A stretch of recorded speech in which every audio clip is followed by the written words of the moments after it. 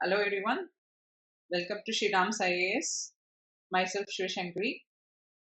So we are here today to discuss about an ethics topic.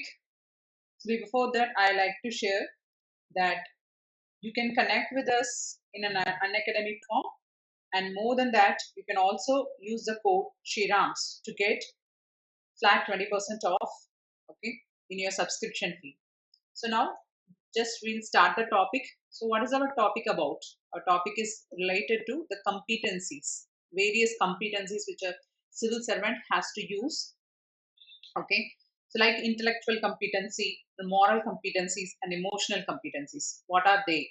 And how a civil servant has to use this, at the required places, whether he has to use only intellectual competency or moral competency or even emotional competency, right? This way there are a lot of confusions, and UPSC is always targeting this section, and they're asking the questions related to these sections also, right? So first let us see what this topic means. What is competency? Actually, first let me explain what is competency. Then we will slowly go into the topic by seeing some examples, because in ethics paper, if you see, they'll be always asking you to illustrate with examples or explain the concept with examples. So you should be always prepared with examples. Okay, so either the examples you create or the live examples which you are reading, gathering it by reading the newspapers. So, what is competency? As we all know, mostly we think competency is a skill. Okay, so competency is much more than a skill, right? See, skill is just the ability we possess. Skills are just an ability which we are having, and we are using that ability to do a certain kind of work at a certain manner. Okay, so by reducing the time, by reducing our energy, we are able to do that work because we are skilled.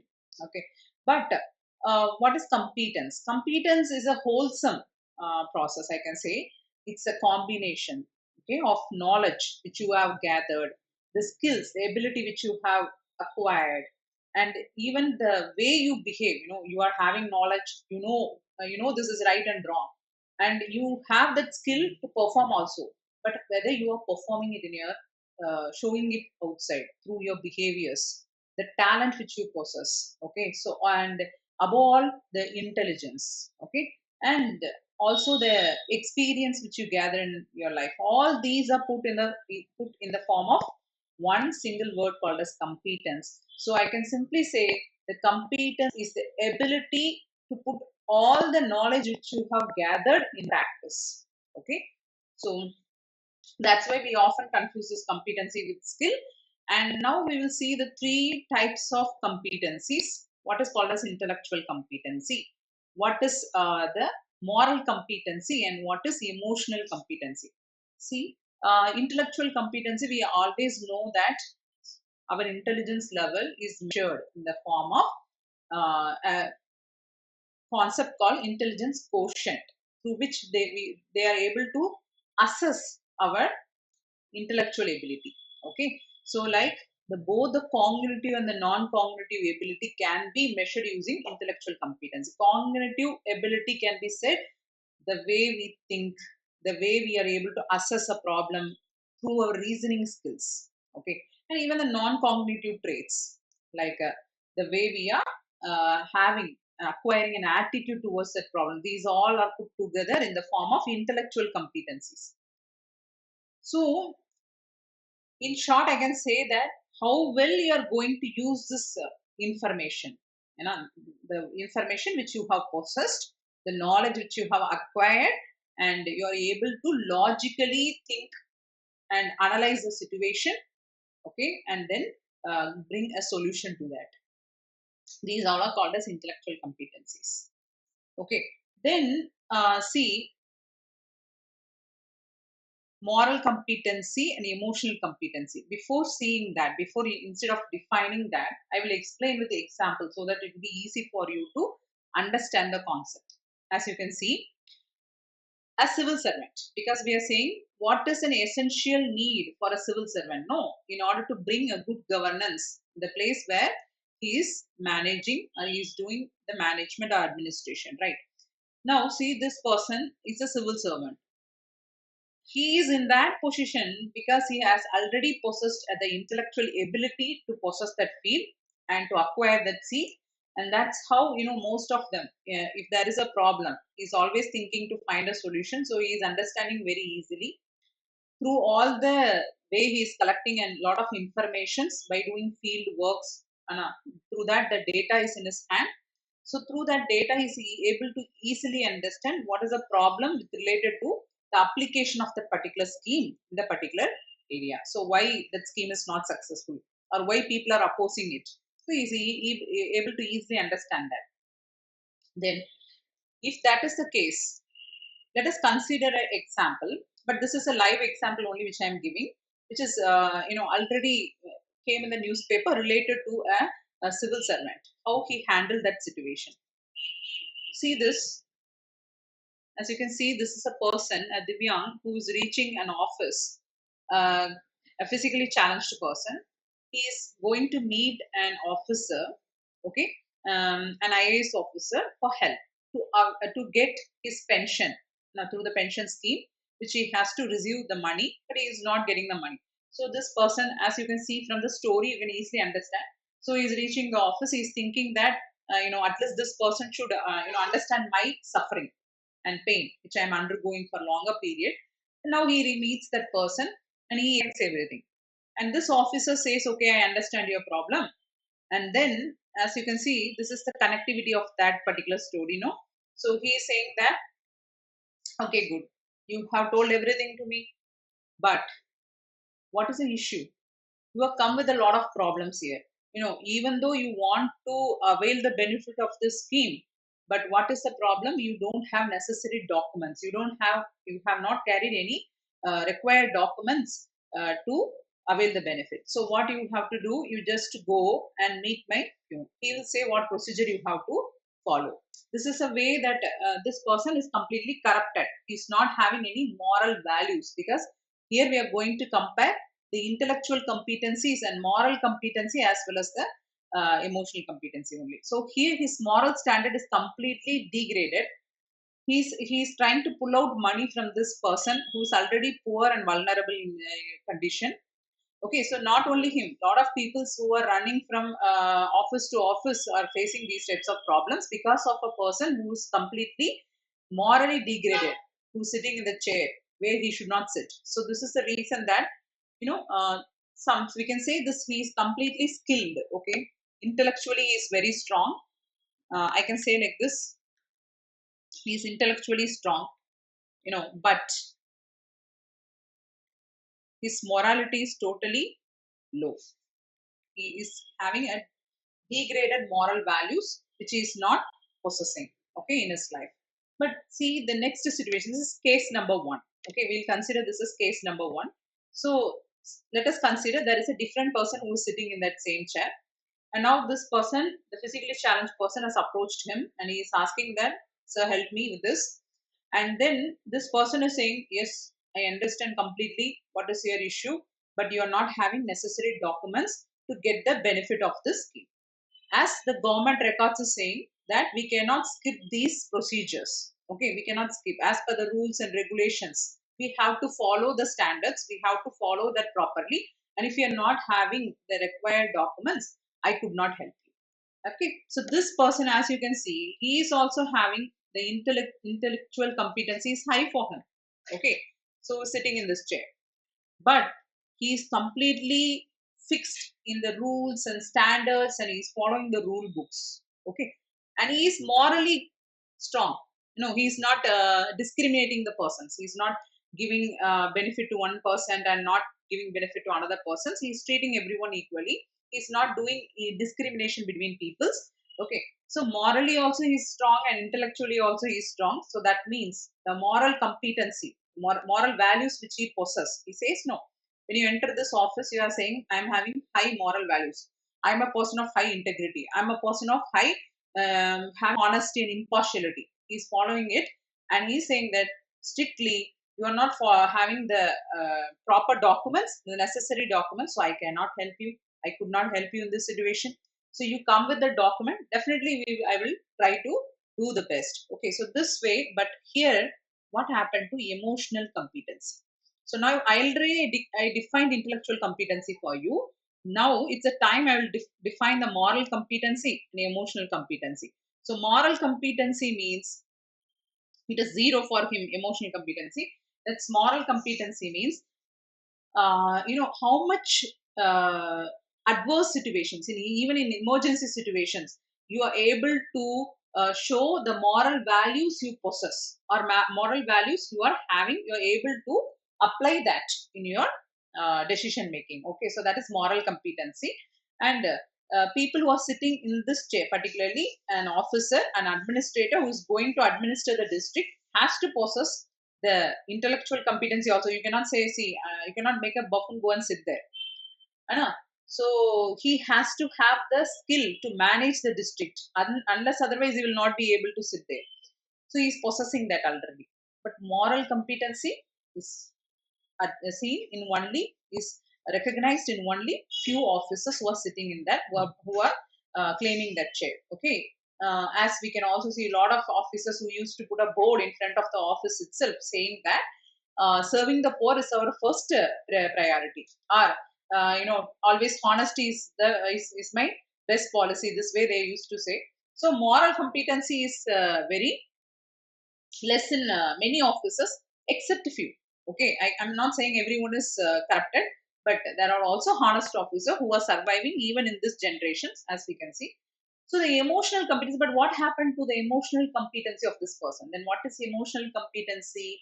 That means the emotional values, as I can say, the emotional intelligence which you possess. Emotional intelligence means the gathering of the emotional qualities, like how well you are able to understand others, how well you are able to treat others, how well you are able to manage that particular stress which you are facing in that particular job, this way, and how much leadership skills you possess, and how well you are able to resolve a conflict in a particular situation, even without becoming emotional patient, we can say like that. Okay, so you have to be very strong, and not only generally we say it's a heart, and but it's a mind only. So you have to be mentally strong when you are facing a emotional situation. So that's why we call that as emotional intelligence applied in the particular problems or situational factor. That's called emotional competency. Okay, so here major skill like empathy, compassion, caring. Okay, all this will come under the emotional tolerance level. So all these are some of the emotional competencies or emotional quotient. We can say the measurement of emotional intelligence or emotional competency in the form of the word called as emotional quotient. So emotional quotient means you are going to measure these factors which is present in you. So that is called emotional quotient, and emotional competency is the ability to express your strong emotional values. So that is called as emotional competency.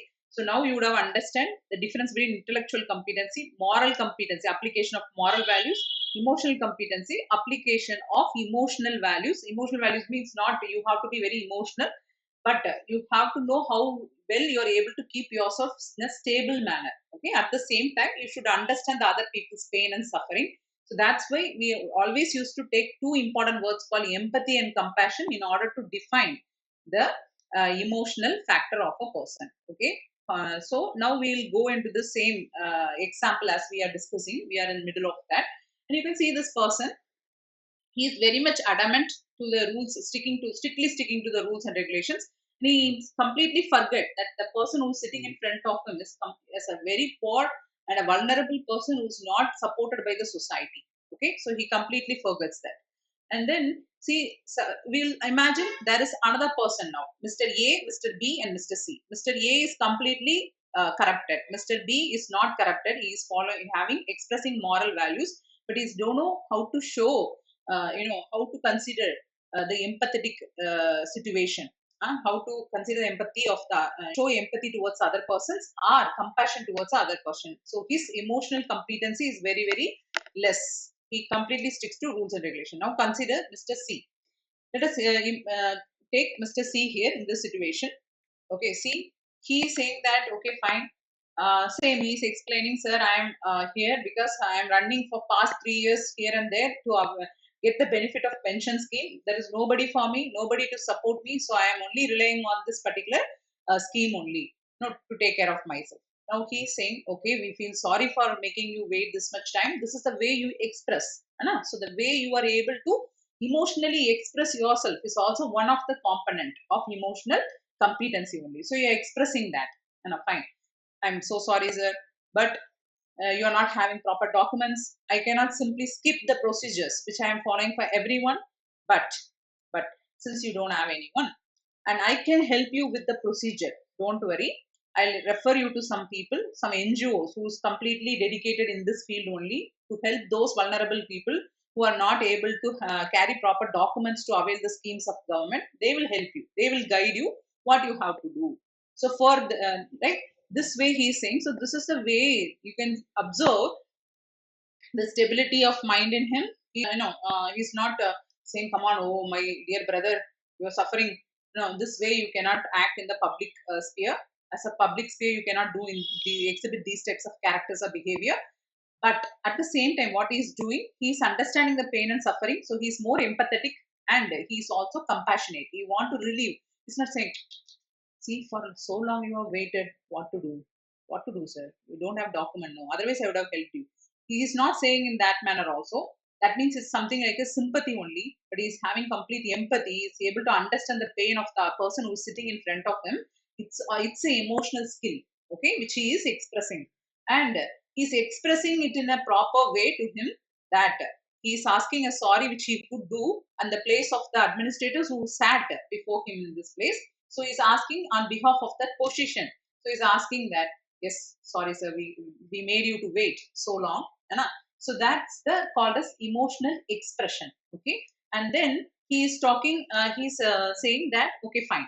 Now come, he's trying to relieve the pain. This person is suffering. He's already made an arrangement for that. And this person, Mr. C, is showing the compassion in a very better way. As you could see here, he's saying that, okay, further I like to propose something to you. Okay, because this person is saying that nobody is for him. He has come up with the idea that I have to help people like this person who are there in the particular district where I am, and they're not supported by the society, and they are looking like a burden to the society. So I will help him with some other way, through some other way. So this is a real story which has happened in one of the district. And that district officer, what he has said, the person going to meet him to take the benefit of the pension scheme. He talked with him, and he became very bad. He felt very bad for these people who are mistreated in the society. So he made these people, him and so many people who are like him, the physically challenged people, and he made them to get trained, in the baking classes, the cooking classes, and all. And he started a cafe inside the collector office itself. Okay, inside the collector office, the space was allotted for them, and there he asked them to start a cafe and supported them. Okay, and through that, a lot of people became now self-reliant. That's the thing to say. So now they are dependent on themselves, and they confidence of these people started growing. And this is a real example. It has happened already in a district, where a district officer who has helped that person who has come to take the benefit, make him a business person, okay, to self-reliant on him, not to depend on other people. So this is something called as a compassionate, compassion, which is expressed outside. He is compassionate enough, and he has expressed that.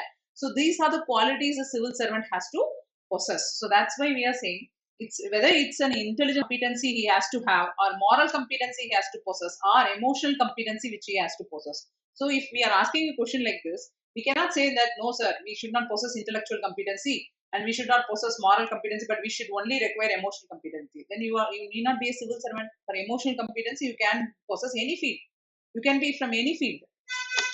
As you can see this example, even in the moral stories itself, they used to say, when we are talking about the moral theories, there itself we used to say, see, this person, I hope you all know the Robin Hood story, the Robin Hood story, in which the Robin Hood used to steal from the rich people and distribute it to the poor people. See, I'm showing the story completely.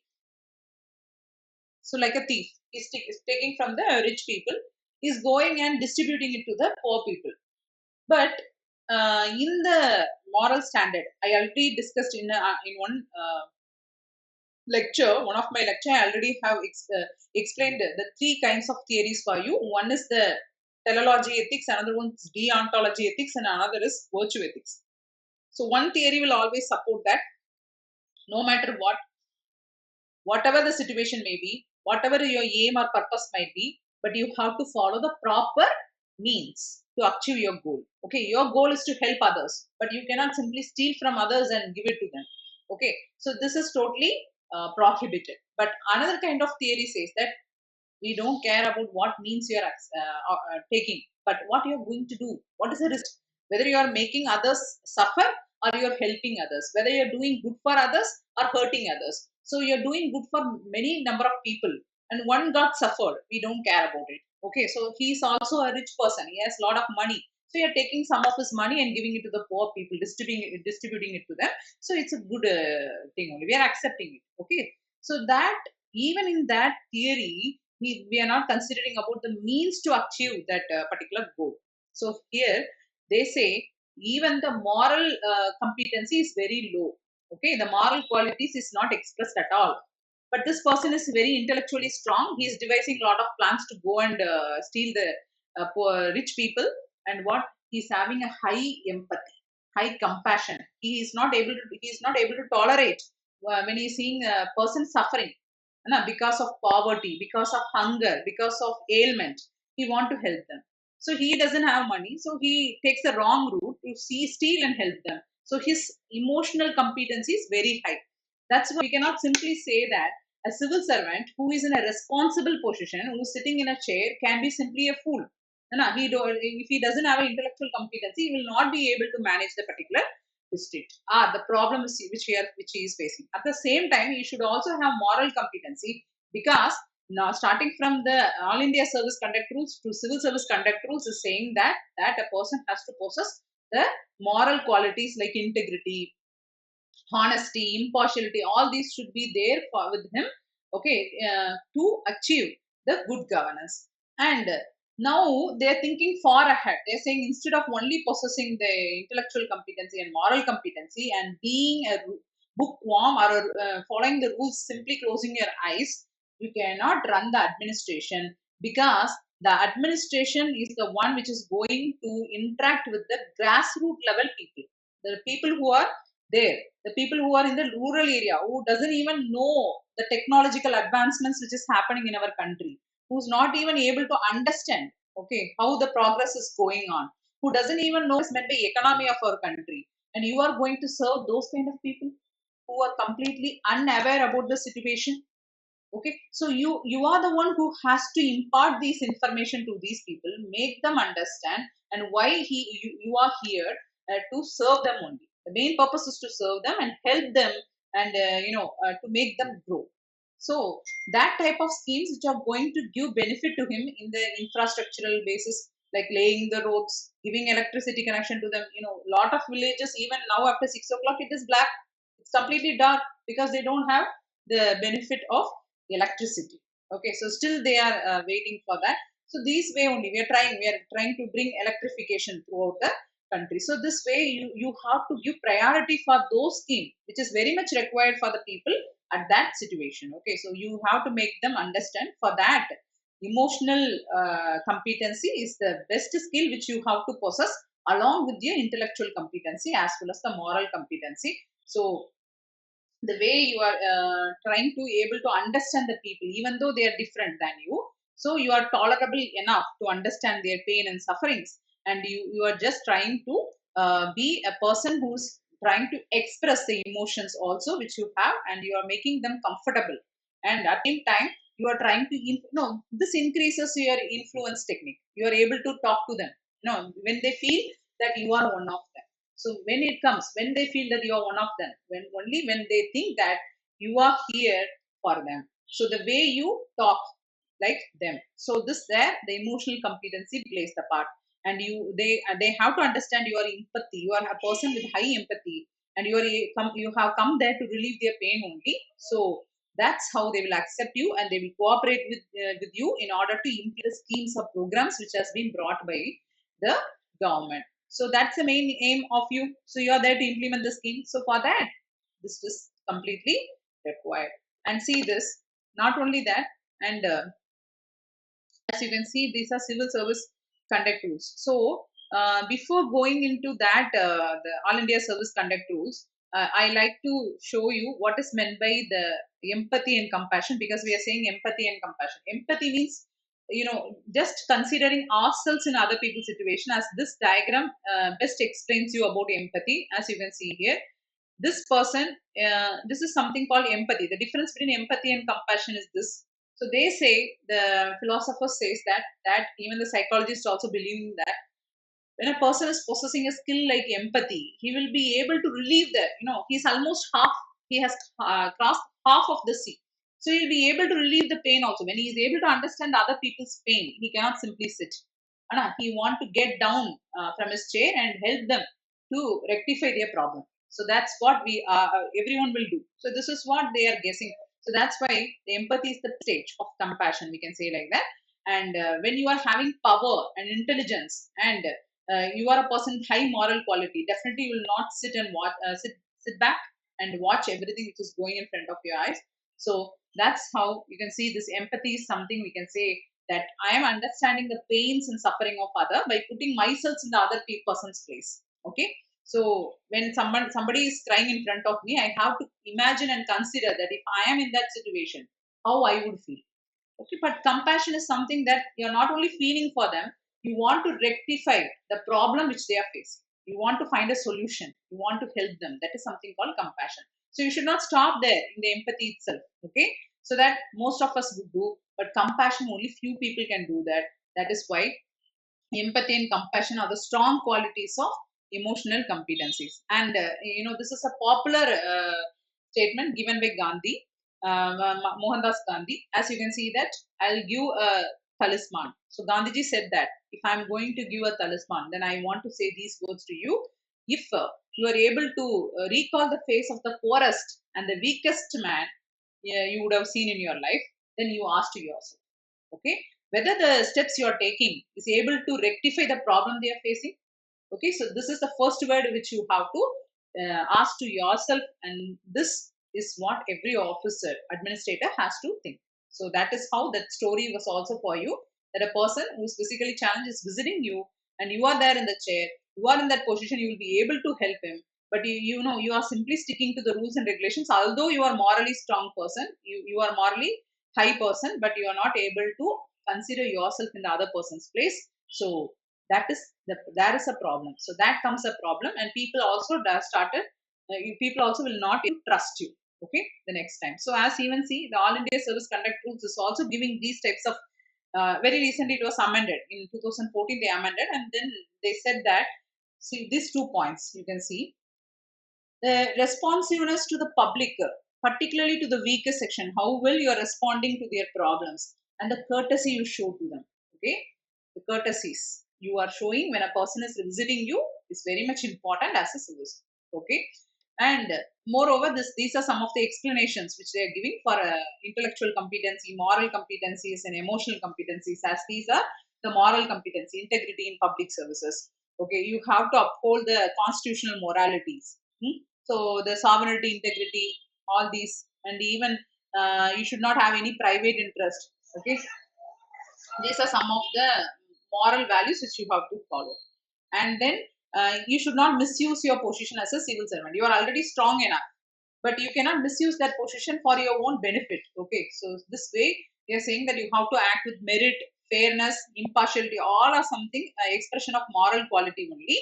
In the path to achieve the good governance, but simply with moral quality alone, you will not be able to reach good governance, because our aim is achieving a good governance. What is good governance? Main factor of good governance is people has to participate in your governance, in the administration.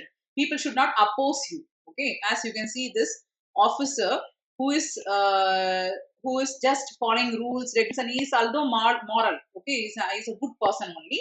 He's having high standard of morality, but people oppose him. People don't want him. But on the other hand, see this lady officer who's one among all of other people. She's behaving like one of them, and she's respecting the others. And others simply feel that okay, this lady is one of us. We have to support her.